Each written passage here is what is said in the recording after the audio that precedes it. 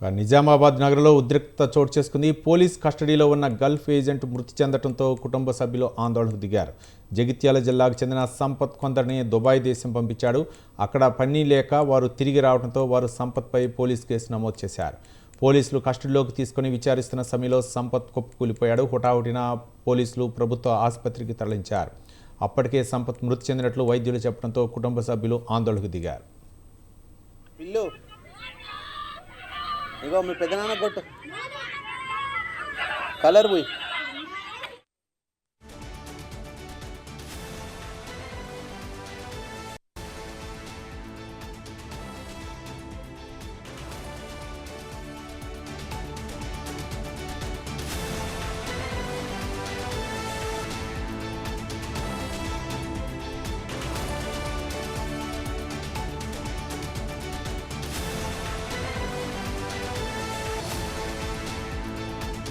మీ పెద్దనాన్నకు పోయి పిల్లు ఇగో మీ పెద్దనాన్న కొట్టు కలర్ పోయి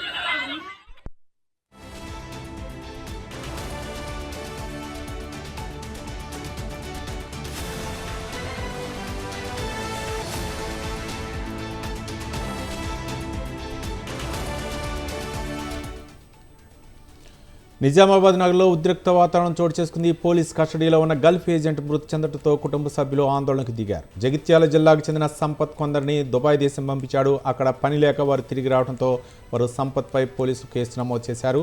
పోలీసులు కస్టడీలోకి తీసుకుని విచారిస్తున్న సమయంలో సంపత్ కూలిపోయాడు. హుటాహుటిన పోలీసులు స్థానిక ప్రభుత్వ ఆసుపత్రికి తరలించారు. అప్పటికే సంపత్ మృతి చెందినట్లు వైద్యులు చెప్పడంతో కుటుంబ సభ్యులు ఆందోళనకు దిగారు. దీనిపై మరింత సమాచారం మా కరెస్పాండెంట్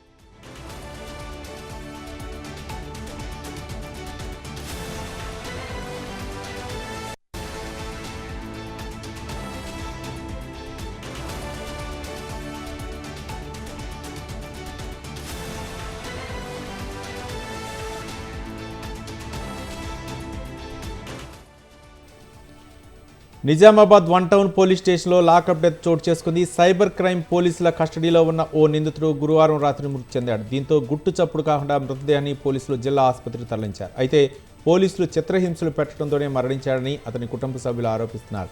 హాస్పిటల్ ముందు ఆందోళనకు దిగారు. తమకు న్యాయం చేయాలని, బాధ్యులపై చర్యలు తీసుకోవాలని డిమాండ్ చేస్తున్నారు మృతుని బంధువులు.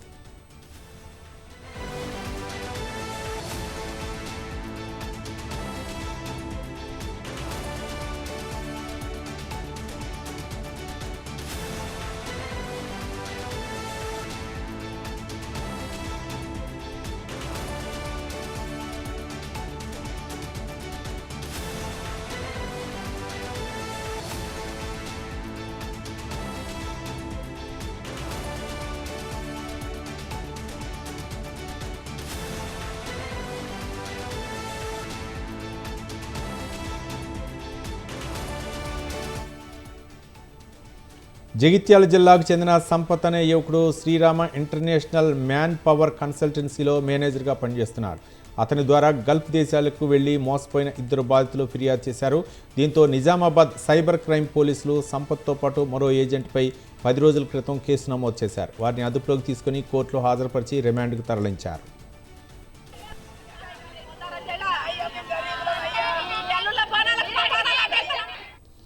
అయితే బాధితుల డబ్బుల రికవరీ కోసం సైబర్ క్రైమ్ పోలీసులు విచారణ నిమిత్తం 2 రోజుల క్రితం కోర్టు అనుమతితో కస్టడీలోకి తీసుకున్నారు. విచారణలో భాగంగా గురువారం మధ్యాహ్నం సంపత్ను తన స్వస్థలమైన జగిత్యాలకు తీసుకువెళ్లారు. గురువారం రాత్రి 9:45 తిరిగి సైబర్ క్రైమ్ పోలీస్ స్టేషన్కు తీసుకొచ్చారు. కొద్దిసేపటికే తన చెయ్యి నొప్పిగా ఉందని నిందితుడు చెప్పడంతో చికిత్స నిమిత్తం జిల్లా ప్రభుత్వ దవాఖానాకు తరలించారు. అక్కడికి వెళ్లిన కొద్ది సమయానికే సంపత్ మరణించాడు. దీంతో పోలీసులు విషయాన్ని అతని కుటుంబ సభ్యులకు సమాచారం అందించారు.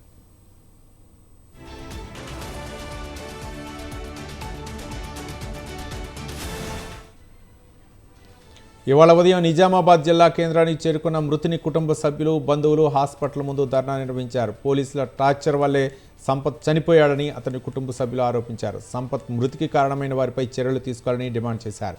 ఈ నేపథ్యంలో హాస్పిటల్ వద్ద పోలీసులు భారీగా మోహరించారు. ఈ ఘటనపై విచారణ నిర్వహించేందుకు మేజిస్ట్రేట్ నిజామాబాద్ జిల్లా ప్రభుత్వ ఆసుపత్రికి రానున్నట్లు పోలీసు వర్గాలు తెలిపాయి.